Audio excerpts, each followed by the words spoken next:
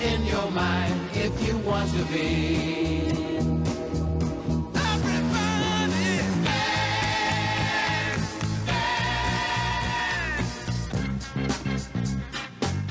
The views expressed on this episode of the Came to Believe Recovery podcast do not necessarily reflect those of KHLT, Take 12 Recovery Radio, or our affiliates.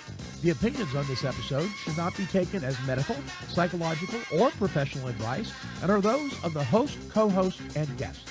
KHLT and Take 12 Recovery Radio are not affiliated with any particular 12-step fellowship.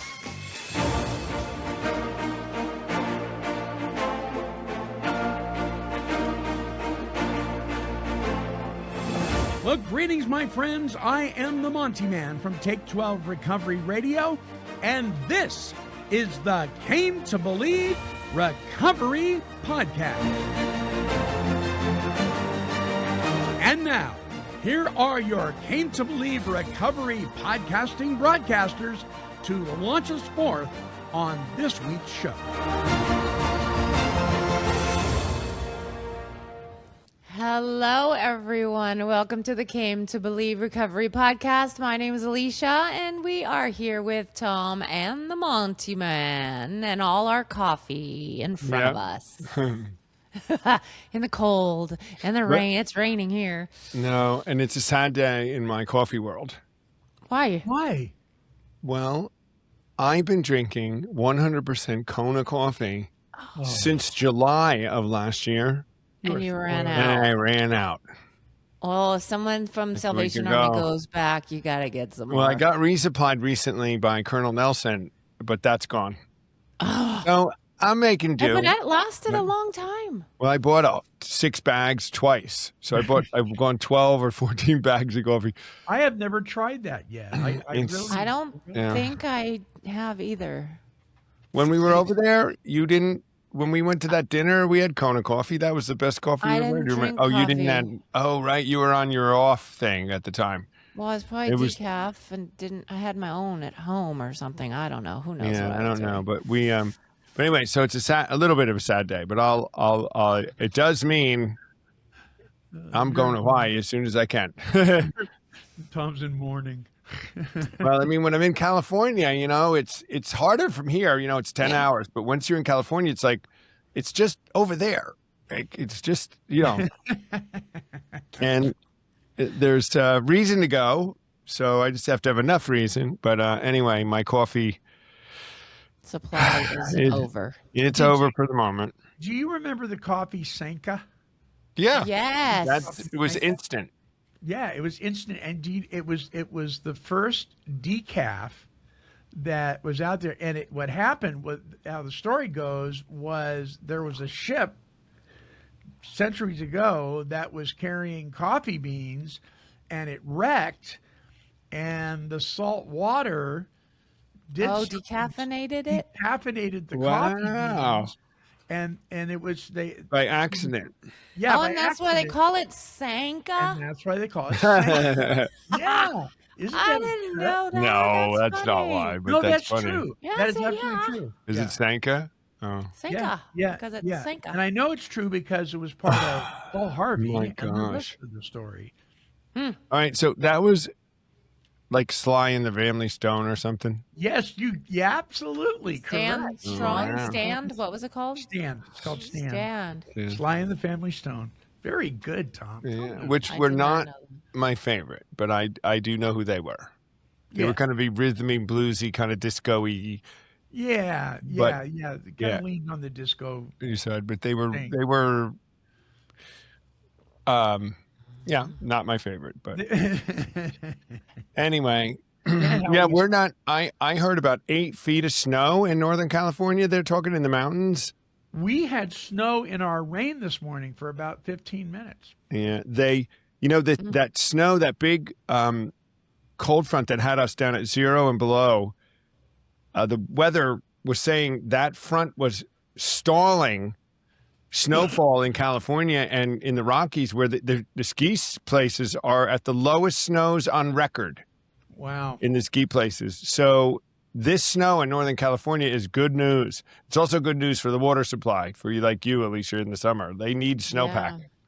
Our water is fine. I heard it's at level, so this will just be Yosemite better. is snowed in. You can't even get in there. So the employees can't even leave. 8 foot of snow over 3 days, they say, in places. Wow. Wow, I better be able to get out of here because I'm coming to see you guys. Well, it's not coming to San you. Bernardino. It's not going to come to you. I don't think. So Came to Believe Recovery is doing another retreat in San Bernardino. Salvation Army this weekend. Yeah. And then we're traveling, which is, just not as though it's not a big deal because it is. But we're doing our inaugural retreat at the Bowery Mission in New York City a week and a half later. Wow, that is really cool. So that's a huge deal. It's a huge deal for us, yeah. And Alicia's flying out. And we have a team coming in, and we have a local team, and it's a little bit different format because we have to fit their logistics. Right. And so we're working as best we can to figure out the best way to do this. And we've done this and Came to Believe over the decades, taught the steps in different ways and in much shorter ways. Actually, if some of you didn't know, for many, many years, it was done in an afternoon at retreats, and that there were other things done at retreats. So it's not like we don't know how to do it a little bit shorter. We don't like it because we're so used to the effect it has when we do it the way we do it. But it still has an effect and still works. It still has an effect and it works. And this is a group of people and a group in a situation that would never probably hear this message. Right. They're not going to hear it from them because they don't know how to do it. Mm-hmm. So it's, so yeah, very exciting. That's great. That is cool. And if you're in the New York, New Jersey metropolitan area, and your bucket list of your life has been to walk in the St. Patrick's Day Parade, reach out to Came to Believe Recovery because we are partnering with Sober St. Patrick's Day, and we will be marching. You could come and march in the actual St. Patrick's Day New York City Parade. That's a big deal too. I mean, that's a really big deal. And people always say, "When's that parade?" I'm like, "It's on St. Patrick's Day." Like, and just as a nice note, because I'm in the mood for all these kind of interesting things that people need to know, the St. Patrick's Day Parade in New York City is always run on St. Patrick's Day, the 17th, no matter what, unless it's a Sunday. Then they run it on Saturday. Interesting. Because it's a Catholic thing. Because it's a Catholic deal. Yeah. Sure. Yeah. So excuse me, this year it's a Tuesday. Makes it hard to get volunteers and people to come. It makes it, because it's not like a national holiday. Right. But anyway, this is what we got going. San Bernardino, then I'm back for Bowery, and then Sober St. Patrick's. And then April back out. Yeah, I'll be up in the Sacramento area. We're going to be at Del Oro for officers' councils. And then, I don't know. What? Yeah. Then who knows where? Always stuff going on. CameToBelieveRecovery.org is the website, folks. If you want more information on private retreats and the stuff that's going on, there's a little bit of merchandise on there if you want to spread the message by getting a coffee cup or a T-shirt or something like that. But more importantly, just a lot of information on how this thing was done back in the days when the success rate was so high in the high 90s. And the founders of Alcoholics Anonymous were taking people through the steps very quickly because guess what? People were dying just like they are today, and they don't have time to do steps in 1 year. We got to get people in, get them recovered, and teach them how to share the message so other people can experience the same thing. So what's the topic this week before we open the mailbag, Alicia? Stand firm. And how to do that? Do we do that? What does it mean? Standing firm. Fall down lots. Yeah. And then get back up and stand firm again. All right. So we do have one mail. So let's open up the mailbag and see who we got here. You've got mail. Mail in the mailbag, so open it now. All right. It's time for the Came to Believe Recovery mailbag. Old Faithful wrote us. Gall. Gall, yeah, good old Gall. Now this came in on February 10th. So I'm not quite sure which show he's referring to, but he says, "Thanks, Alicia, Tom, and Monty, for a really good show. Congratulations on your weight loss, Monty. This is a real achievement with so many health benefits." And he goes on to say, "Resentment is the number one killer.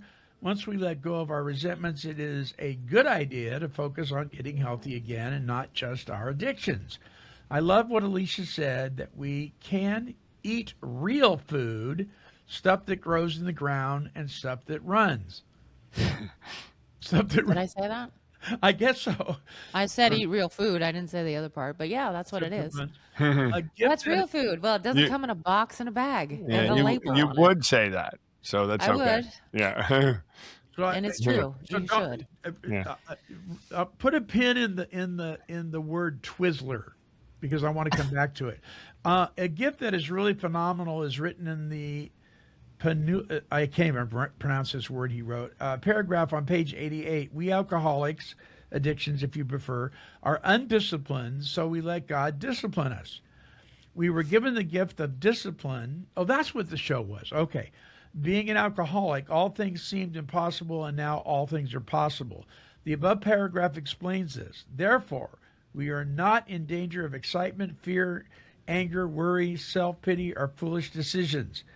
We become more and more efficient. We do not tire so easily, for we are not burning up energy foolishly as we did when we were trying to arrange life to suit ourselves." Those are great promises, aren't they? "The way I interpret this is I now have discipline as a gift from God to be able to do all things, not just focus on the drink problem." Amen. "I thought I would lose weight together with my wife too, and we are both on our way to get to a chosen weight. I am 4 kilograms, that's about 8.8 pounds, by the way, off mine, and my wife is making incredible progress. I can see that this has been easy for us as we have the discipline to do this.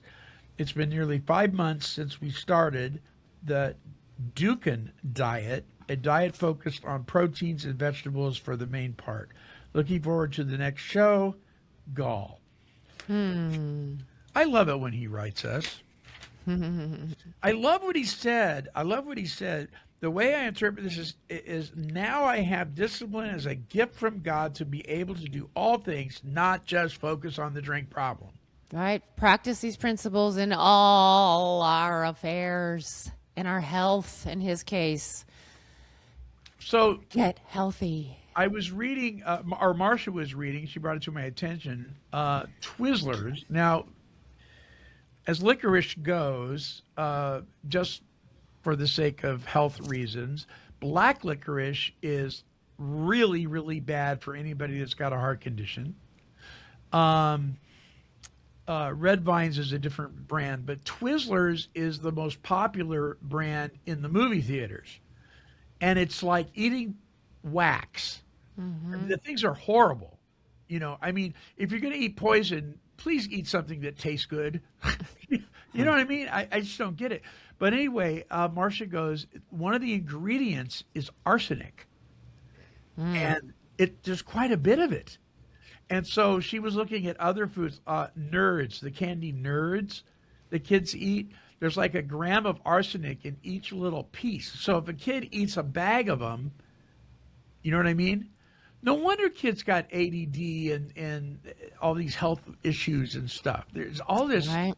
It's Sugar. just, Well, and here's Don't one. eat it. That's it. That's your problem. That's That's the the deal. problem. Why are you even looking at the but there- label? If you're not well, eating it, don't even think about it. No, but people, It's not a problem. A lot of people have never done that. They need to read the label so they can be aware of what they're actually putting in there, because they don't know. There's this rule of thumb that I heard about: when you go grocery shopping, stay on the outer ring. You know, that's where the meat and the poultry and the eggs Yeah. and all that stuff. Don't stay away from the center. That's where all the cereals are and the grains and all the bad oils and all Processed foods. processed foods. So red vines, one of the ingredients, I read this, biochemical produced food stuff. What is that? There Well, you go. you don't eat it, so it doesn't matter. That's what I just don't eat candy. Don't eat sugar. You won't have to worry about any of this. But you know, people that are addicted to sugar, though, that aren't working any kind of program around that, they're still powerless over that. So they need a power. Right. And even knowing there's arsenic in it, they don't care. Who cares? They're going to eat it anyways. Just like with drinking or whatever we're addicted to. We need a power Right. outside of ourselves. I knew booze was poison to my body, and I kept Right? We didn't care. So there you go. Anyway, Gall, thank you. If you'd like to send us an email, tell us what you stopped eating. Sugar. Grain. Our email address is Monty, MONTY, at cametobelieverecovery.org. We'd love to hear from you. I was telling Alicia that the Take 12 Recovery Radio TikTok website is getting a lot of hits from Came to Believe recovery shows to Take 12 recovery shows to the Montyman's Meditorials. We're getting a lot of hits on TikTok. So keep them coming, folks. You go to take12radio.com and just click on the TikTok logo, and there you go. And please subscribe to the shows. You'll get an update whenever Came to Believe comes on. Go to cametobelieverecovery.org. You can click on the listen button. It's right there in front to tune into the podcast as well. So let's close up the mailbag. Mm-hmm. Dum-da-dum. Thank you for your mail, it means so much. A little piece of you just waiting. A gnome. You've got mail. Yeah, so if you're not watching on our video, you can't see this, but I got a bobblehead gnome here. Yeah, but he's like a dwarf, though, because aren't the gnomes, the hat has to be over their eyes? Not necessarily. Looks like a dwarf. You're right. A dwarf is a gnome. I don't know. Let's do a but see, little when study. his bobblehead moves, it's like one of those movies where they're possessed and the head moves really fast. Yeah, I'm going to Google. Well, what constitutes a gnome? A hat and a beard? No, That's it? no. What does it have to have? Look, dwarfs are imaginary. Gnomes are well, real. Gnomes are real. I hesitate, but you know. You started that. Let's end it. It's a, I'm just. All right, standing firm. Or do we have more business to talk about? Blue M&M. Candy yeah, and sugar needs to go away. This is cloth. Okay, stand firm. Stand firm. So you know when I hear this word stand firm, it's almost like, okay, your feet are nailed to the floor, so you're not gonna move no matter what. Is that is kind of what you're saying as far as standing firm? No compromise. You're in it to win it. Well, that's a trick question. I think we fall, and then we do 10, 11, and 12, but we do need to stand firm in our faith and keep our eyes on our power, our higher power. Yeah. So standing firm in that does not mean that we're not going to fall. Tom, what were you going to say? Well, I was going to say I looked up dwarves and gnomes and the difference. So we'll talk about it after, though. I have that because there is a difference. Well, according to save all it to the end. Save All it right. to the end. Well, Alicia and I were talking yesterday about what does stand firm and how could it be misinterpreted? You know, stand firm, which is just hold your ground at all costs and Rigid, be bullheaded and rigid. Yeah. It doesn't mean I that. do. That would be me. No. Never. We have not experienced that at all. Sugar. Just don't eat sugar. Oh, So that isn't what it is. But standing firm in what you believe could involve some kind of, taking a strong stance. And so we do encourage that. But standing firm against temptation and influence is kind of, I think, what we're saying. You get yourself to your place. And I would it be more like, let's see, standing firm would be, it says, what we really have is a daily reprieve based upon our spiritual condition. So maintaining our spiritual condition and staying in 10, 11, and 12 is standing firm. Yep.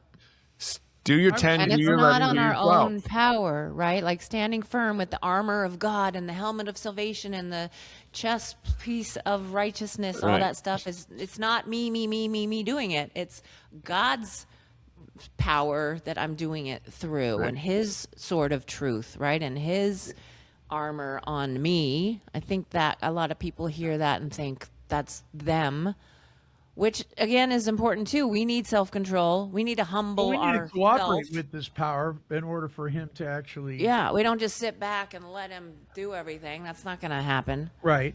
I mean, it could happen, but probably not. We need to step in faith and take action and Yep. stand firm.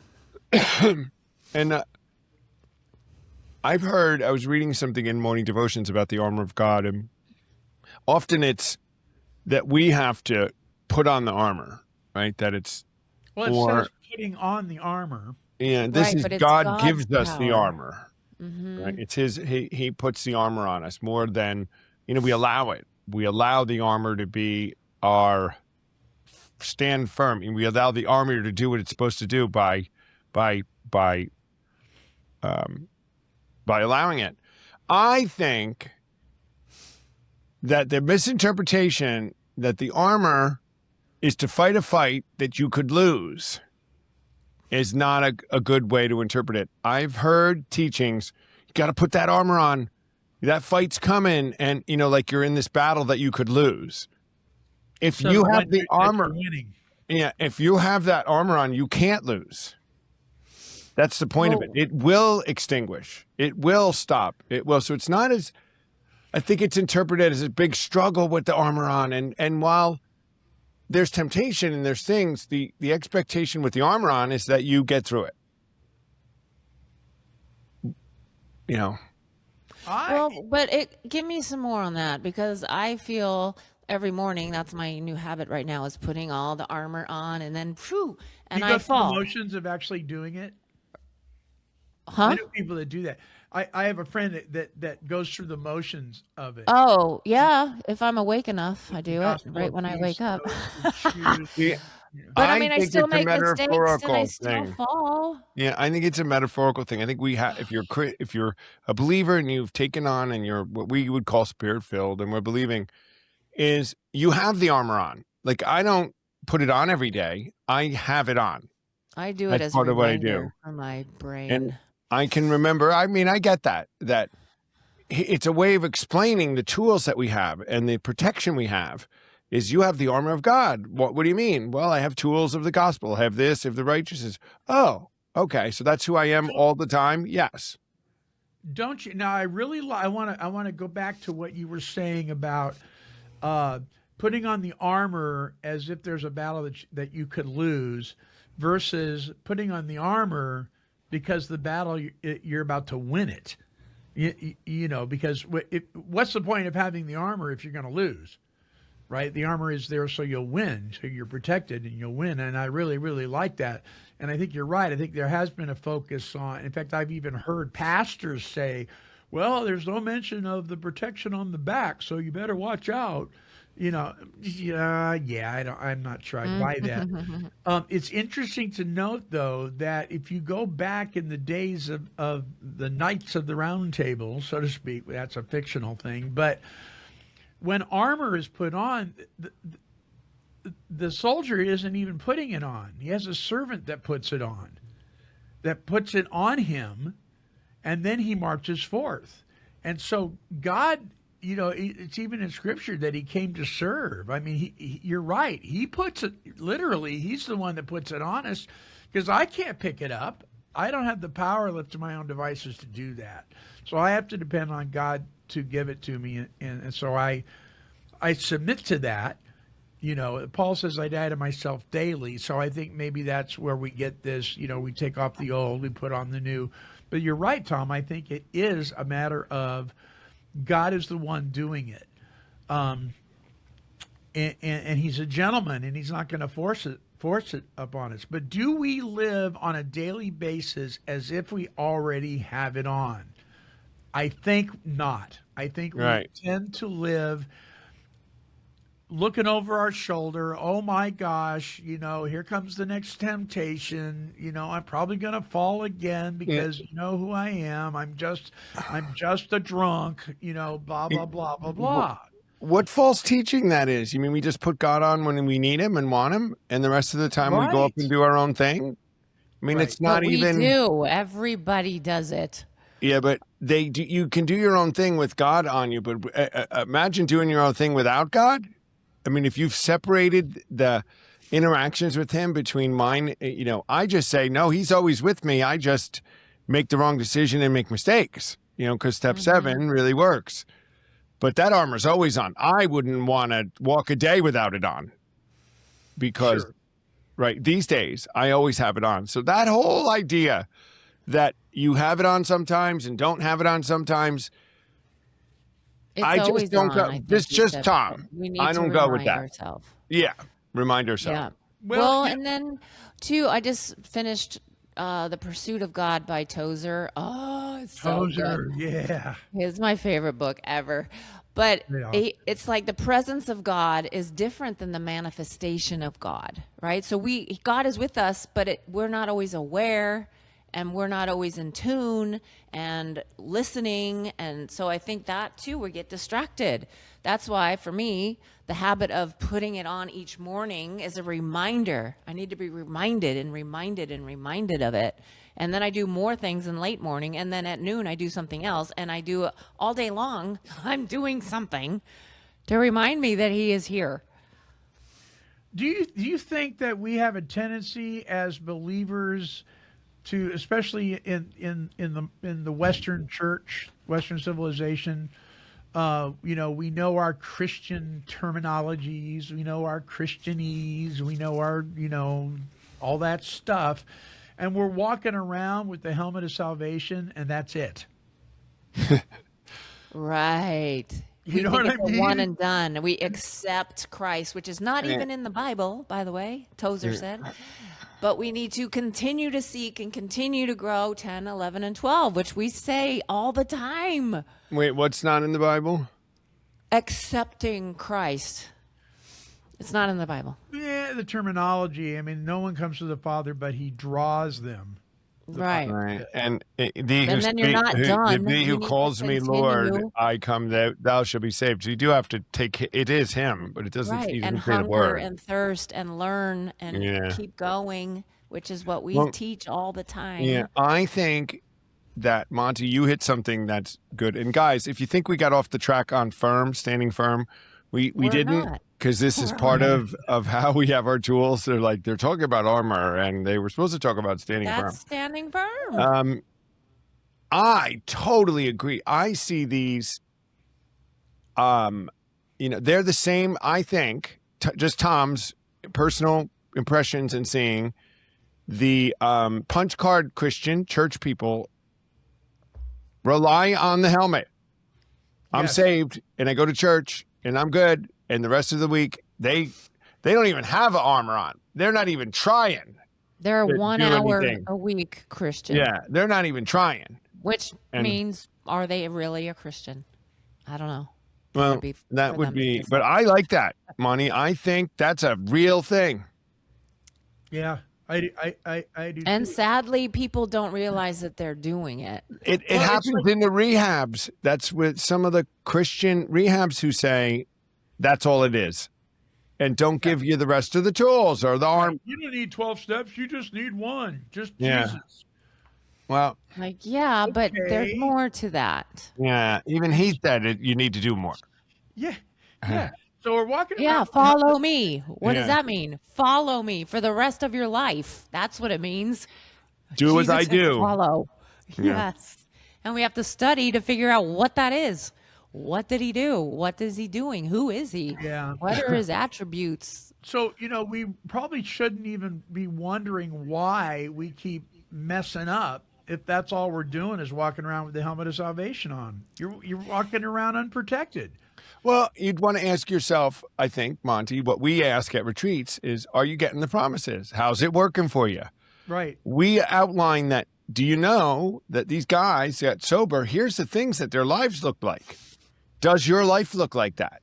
And, with someone in a church, you might use the same kind of things. You know that as a person who's a believer in Jesus, this is the life you are promised. It should look like this.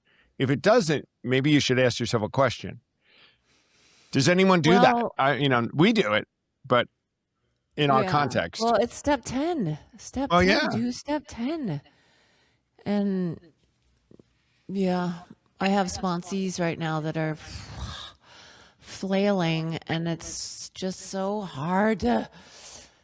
You have those food sponsees. Oh, it's so hard, you guys. I can't even tell you. But I mean, I got to just say, it's part of the process. Just keep telling me what you did and get up and do it, and food is not the answer. You got to do 10, 11. You got to do 11. You got to seek him. And it's See, they're really not hard. standing firm. Don't you think? I'll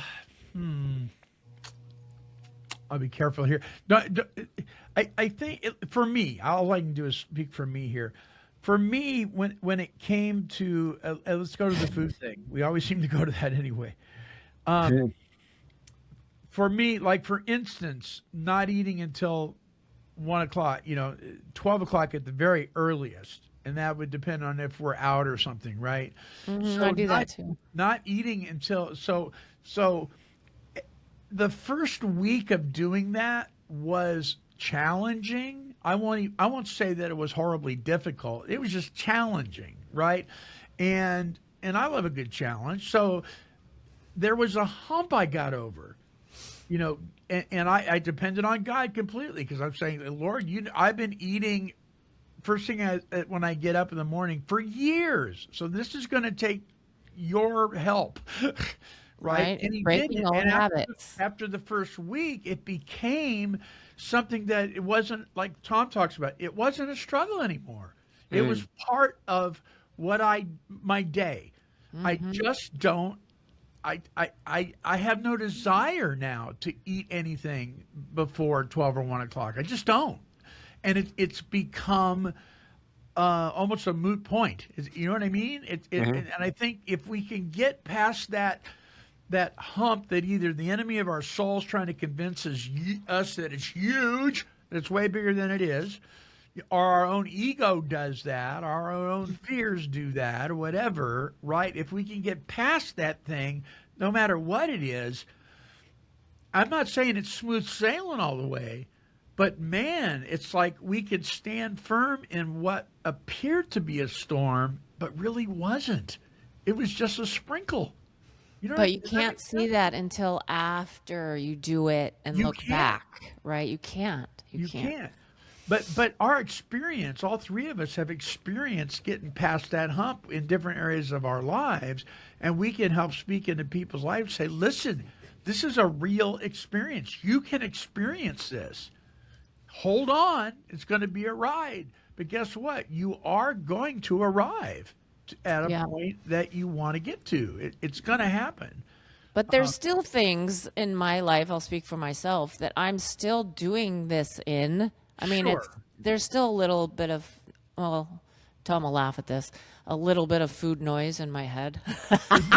Yeah, But there's other things like talking to people. You guys know this. I am in the process of 10, 11, and 12 and praying through it and making myself, I have a thought to say hi to somebody. I talk myself right out of it. No, this week, and I have people holding me accountable. I saw people at the coffee shop and I just wanted to but I went right up to them. And after the fact, I'm like, okay, that wasn't that hard. One more, even at the gym, I'll do it because it gives me that muscle of, okay, 2 more reps, 2 more, do it, just do it and do it. And it gets me ready to do the thing. And so it doesn't have to be addiction related, though it is. Sure. But it could be in talking to people, which is so ridiculous to a lot of people, but it is so hard for me to do. See, So I'm working on think Tom, if there was a speech bubble above his head, he'd be going, "Why are you struggling?" I know. Isn't that? But I'm sure you guys have struggles that I'm like, well, that's dumb. I don't know. Right? We all have our different things, I think. I hope. We'll get you talking to people this weekend.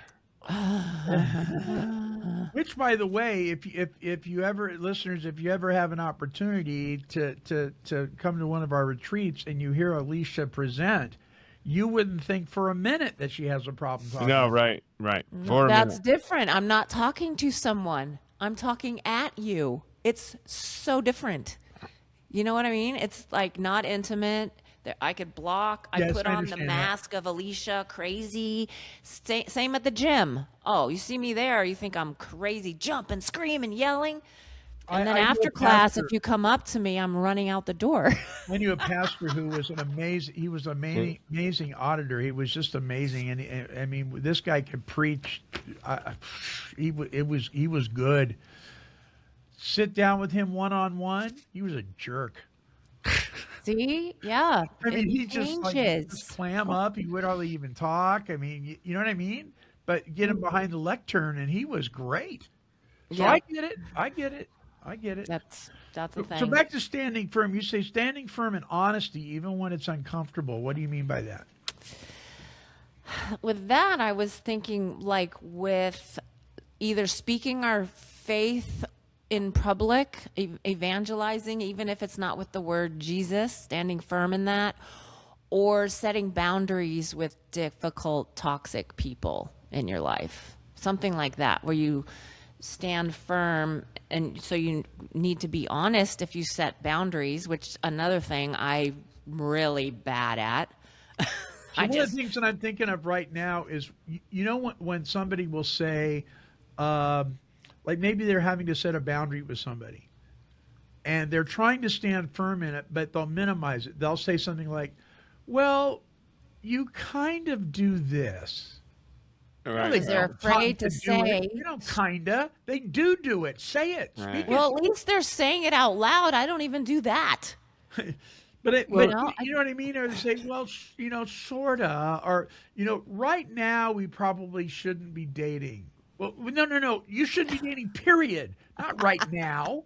You know, we At least they're minimized it. saying it out loud. I think that's a Well, But that's settling. That's settling to It's say settling. at least they're doing that. Okay, no, they need to stand firm Yeah. in their honesty and say, no, we should not be dating, and we're not gonna be dating.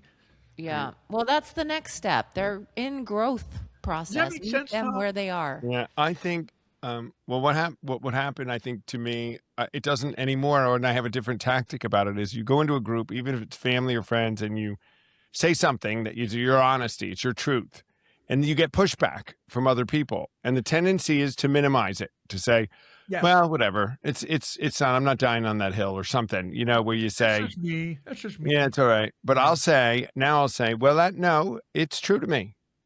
I lived it. It's my truth, and I'm not telling you you have to, Good but you're for not telling me you. I can't. Mm-hmm. And that's standing in your truth. I'm not forcing it on you. I'm just sharing with you. You can, I'm happy to listen to yours. But that took time because, you know, people don't like that sometimes when you stand up. And then It's sometimes they really like uncomfortable. it because you are showing integrity. Right. But I think that's what it means. Standing in your honesty. It is so easy to just kind of let it go. They don't understand.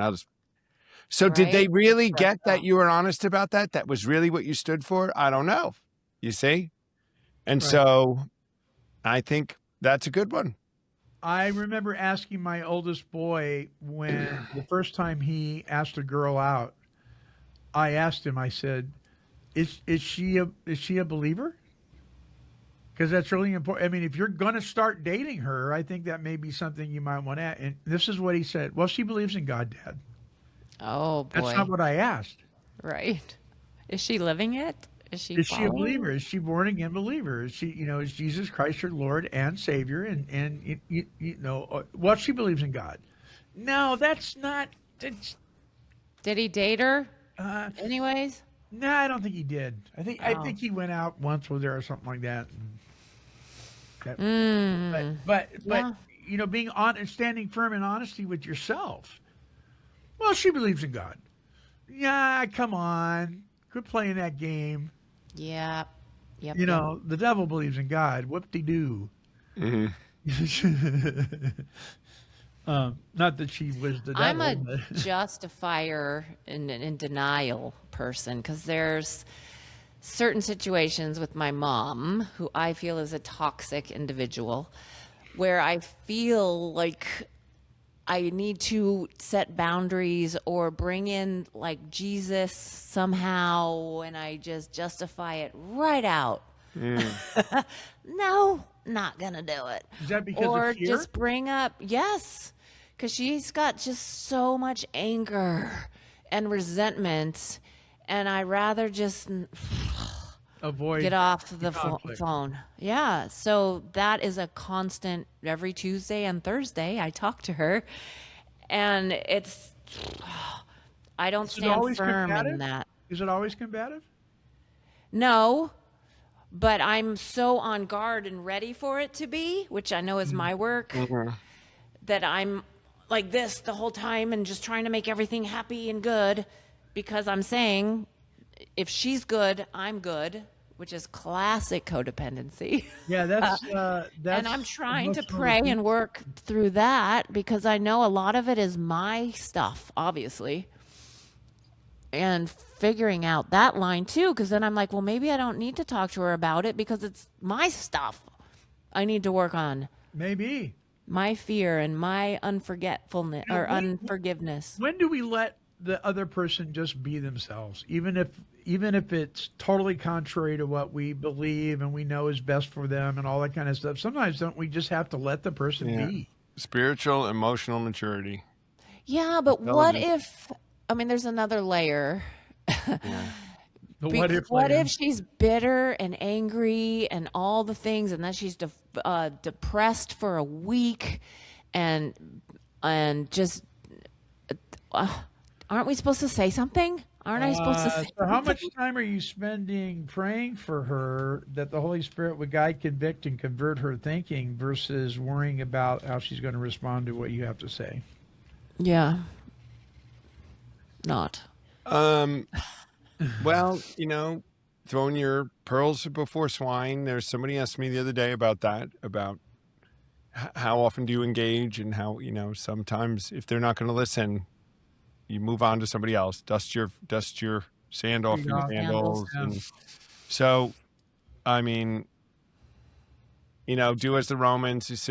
Are you picking a fight with your honesty? Is that really what you're doing? Standing your ground to pick a fight with everybody and make sure they know how right you are? If that's Probably. or can you be? It takes spiritual, emotional, I think, just pure maturity and real comfort, living in yourself, being really good with yourself to say, dude, you can be that if you want to, and really think that, really be just you be you, I'll be me.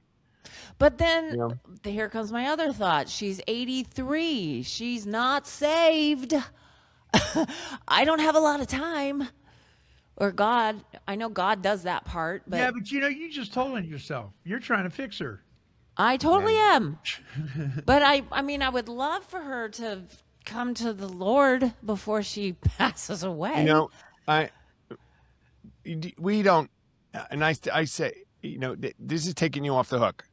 We don't know what her relationship is with God. Nobody knows someone else's relationship.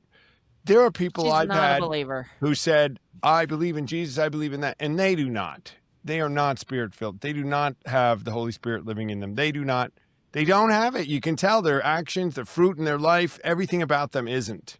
That's my mom. And other people never said it. What did they think in their mind? What does it really take? Can you think and accept him in your mind without saying the words? The Bible says you have to say the words. I don't know. So who knows? We always have hope. You don't My know what they're father- thinking when they put their head down on their pillow at Yeah. night. No one's No. around, and they may be going, you know what, God, I'm having a hard time believing any of this crap. So I'm going to sleep now. Good night. Yeah, God. but they will know from our fruit, right? Yeah, And blessings there's or cursings. No right? fruit. There's no fruit Well, but in her life. you want her to bear fruit for you. She can't. She's not hooked in your vine. She's hooked on another, Oh, that's good. So, Your mind. Oh, well, boy, listen, oh, we boy. all have, I think everyone has someone in their life if they're honest. Maybe you don't, Monty, because maybe you don't. Because you're Monty. But I have people in my life that I wish would do different things, and you're kind of hoping they'll come around, and you And they People don't. like you that. kind of invest in them, in that you're hoping they're going to come around, and that it's like you take responsibility in some level that they're not coming around. I think we all have somebody, like, for honest. I do. Sure, I have a couple people sure. that I kind of am like, oh, would they just not, and somehow they'd be better if they just listen. Do they not know the If they truth? were more like a Me and is that standing? See, that's rigid. I don't know if that's standing firm. That turns people off too when you Ever push heard those somebody say in a meeting, you ever heard somebody say, well, if you worked the program I work, you'd get drunk? And I'm like, you're probably right. Well, if and you I, worked the program I worked, you would get drunk. Oh, Yeah. yeah. I've heard people say that. Well, if you worked my program, and I'm like, I've agreed with people that told me they were recovering, and you can only be recovering. And when they told me their life, I've stopped and said, well, you are recovering. Yeah. I agree with you. Because they're believe not you. doing Yeah. 10, Yeah, I 11, or believe you. 12. yeah. But did you know you don't have to be? Sometimes that's really effective. I'm not saying that people can't be recovering. I'm just saying you don't have to be. Mm-hmm. You can be recovered if you want to.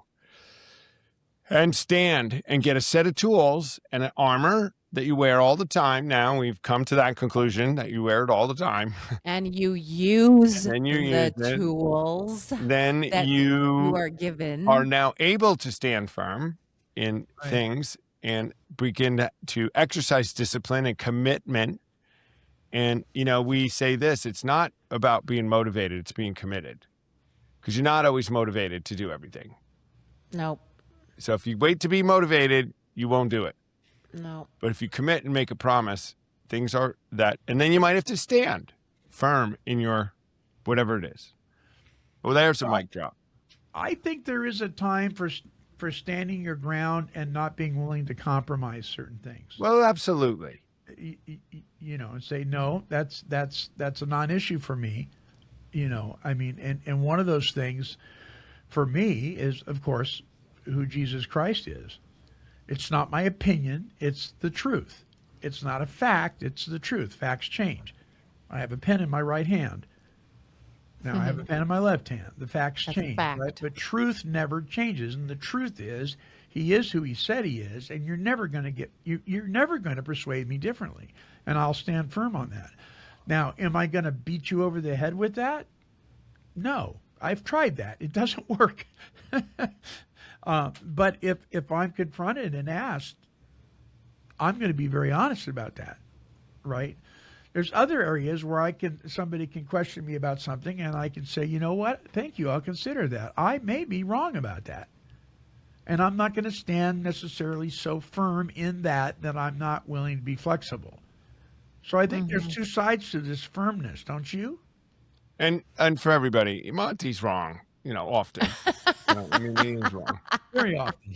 And he does take it. He's, yeah, I'm wrong about that. Well, I've but heard you it's say good. that. That's I why might be we wrong need about to that. be. I We have need heard to him be in say that. community so we can be open to Might be, people yeah. giving us construction and Well, criticism. Alicia's really open to that. So when you go with her I places, ask for it all she the time. asks questions, and then she'll say, well, so I thought it was this, so that's not what it is. And I'm like, well, I don't think so. It's this. Da, da, da, da. Right? But talked Monty, you're about like this. that too. We have this group. Well, guys, if you came with us, people that come and see us at retreats and come in our Airbnbs and outsiders, they are quite impressed with the interaction we have as adults communicating. And We talk about 10, 11, and 12 all the time. and the way we interact with each other and the lack of backbiting. I mean, it is true. I hear those comments saying, yeah, I've never been with a group of people like you guys. Fun, Yeah. sincere, Honest, interesting, honest, right? Real, and integrity, right? Yeah. It's what you see here is what you're going to meet in person. yeah, we They'll aren't any probably different, be guys, quiet. when we're talking without this camera on. We're not Yeah. any No, different. we're the same. Yeah. So I'm just as overly opinionated on the air as I am off the air. yeah. And Yep. And I will be looking at your food and criticizing it if anyway, you no matter what, always. If you think she's looking at you, not judging you, well, I'm not going to say you're judging. If she's not noticing that you're eating that noticing. pizza, you are She's out of your mind, observing. because she is noticing everything. Because I can ask her later, What were they Even having? if They you're were at the pizza. other end of the table, yeah. I will know what you ate. 2 days later, you'll know. Well, that's because they had this, and this to a detail. Uh-huh. Yeah, You know she's what got she to work on reminds that. me of, It's a Tom? lot They of had time 3 wasted. Cokes and they got A refills lot on of this times and that. wasted. Oh, we She went reminds somewhere. me- Somebody who was really thought they were doing things, and what they had like 4 cherry Cokes or something. Remember that place? Mountain Dews, In wasn't some of it? it was the worst, the most sugar-filled thing. 3 of them, and we're standing there going, "No, I don't have sugar," and drinking something that is if you put There's sugar. a nugget of sugar in it wouldn't dissolve because it's saturated. Alicia almost Alicia- lost it. She was not like she is today. Can you imagine? That was a Alicia few years ago. reminds me of a I'm growing. cyborg sitting at the end of the table and the laser scanner Those are my eyeballs. hitting the table and going meep meep. Yeah, you could sit all the way at the other end. It doesn't matter. I will see it. Well, she's known as the food police by everybody. We're going to dinner Thursday night with 18 people, and I will be watching everybody no, watching. guys, eating their tortillas and their chips and their garbage. Now This is a perfect opportunity. Like I've said before, this is about you growing. Let them die behind the toxins that they're eating, but at least you'll mature. Okay, I'll Well, be healthy. I'll be great. Alicia, wait. This time on Thursday night, the ARC said they are going to put on a special dinner at dinner. They're going to have tri-tip. Oh, So the with team fries dinner, and cake. well, it and might be. cookies. I don't know, but the team dinner will be at the ARC this time, so we won't That's be out at it. better. I Yeah. have my own food, but I mean, there that's won't better. be any soda, really, and there won't be any. It There won't is be soda better. there. Oh yeah, some of them, not all of them. Some of them, though. You're right. They don't like that because I always say, you know what? One thing you could do, and they always look at me and I said, "Why are you serving them soda?" One thing at a time. I Just- get it because yeah, they're coming oh, in yeah. off drugs and alcohol, and then they're going to take Yeah. that away. I get it. Yeah, whatever. But Yeah, I if know. you are still coming, Well, there's a and if you're a leader with us and you're still doing it, There's a difference That's a problem. between allowing them to have. I mean, some places are so stringent they won't let them drink anything caffeinated, right? But they'll feed them tons of carbs, and sugar, it's ridiculous. which for the alcoholic, it's like they're drinking they're eating their booze.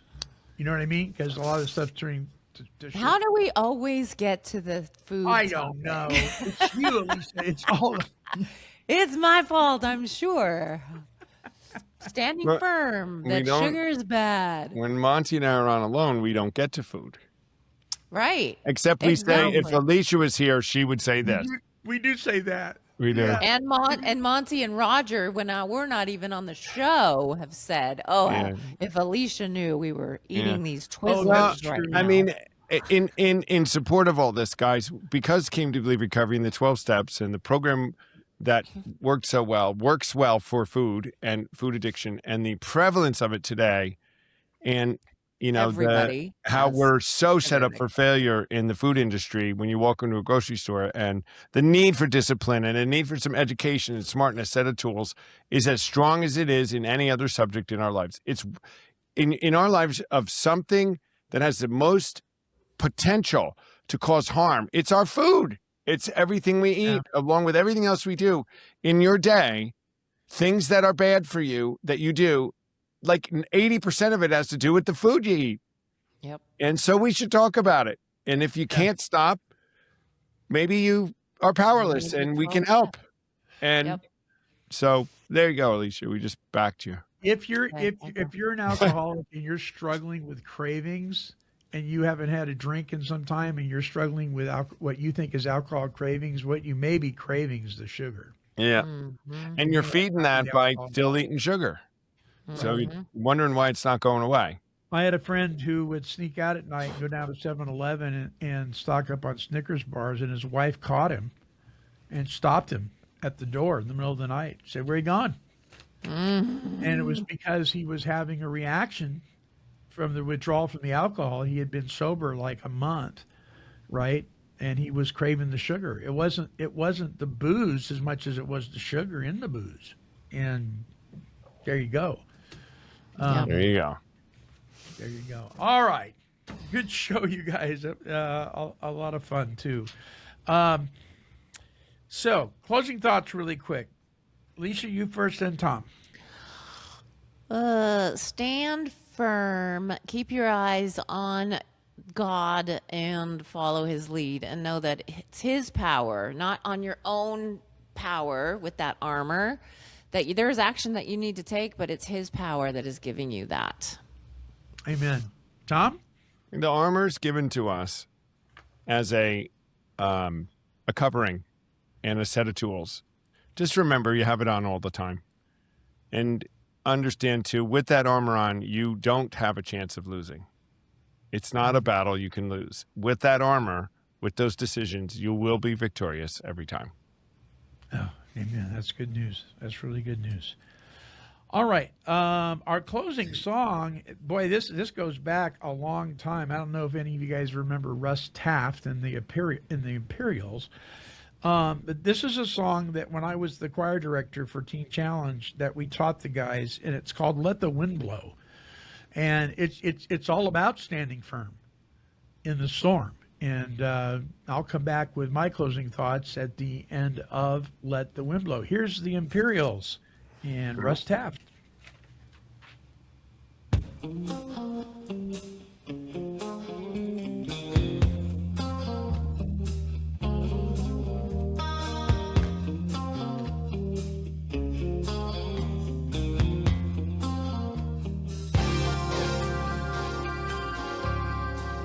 There's a storm on the horizon. Oh, let the wind blow. There is thunder in the heavens. Oh, let the wind blow. Let the rain fall down from the sky above. Let the tempest roar till it's had enough. I'm trusting in the Lord of love. Let the wind blow. There is lightning in the distance. Oh, let the wind blow. There is darkness all around me. Oh, let the wind blow. Let the world give all the hurt it can. Let the evil one devise his plans. I'm trusting in the great I am. Let the wind blow. Let the wind blow. Blow as hard as you can. Let the wind blow upon the solid rock of God I stand. Oh, let the wind blow.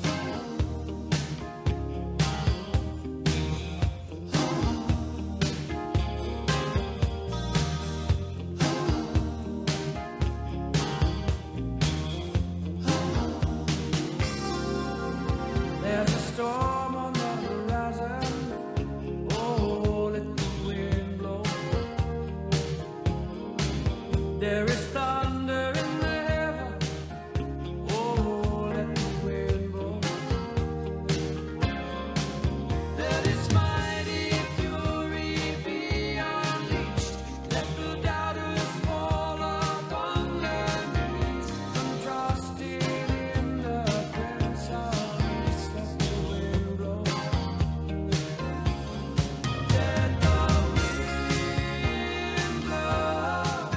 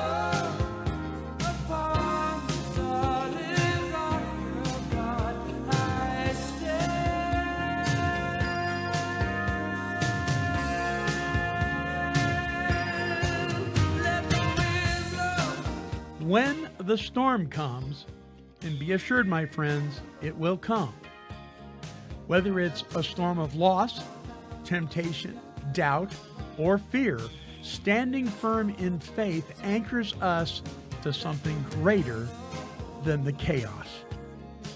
Storms have a way of magnifying our emotions and distorting our perspectives. But faith steadies the soul and reminds us that circumstances are temporary, while God's promises are not. So go ahead, let the wind blow. Let it blow as hard as it can, because upon the solid rock of Christ we stand. It's something to think about. Came to Believe Recovery strives to create and promote opportunities for life-changing spiritual experiences for individuals and families suffering from all forms of addiction. For more information, help, and support, visit cametobelieverecovery.org. I'd like to thank you for allowing me to be your host on this episode of the Came to Believe Recovery podcast. And I would encourage you to like, bookmark, and subscribe to this show. When you do, you will join the Take 12 Recovery Radio family and will be notified of all of our recovery-focused shows throughout the week. Until our next broadcast, when we provide the essential spiritual tools needed to thrive by sharing our experience, our strength, and our hope through our stories of how we came to believe. This has been a production of Take 12 Recovery Radio. Yeah, kitty, kitty, kitty. Meow. Woof, woof. This has been a Chicken and a Pig production.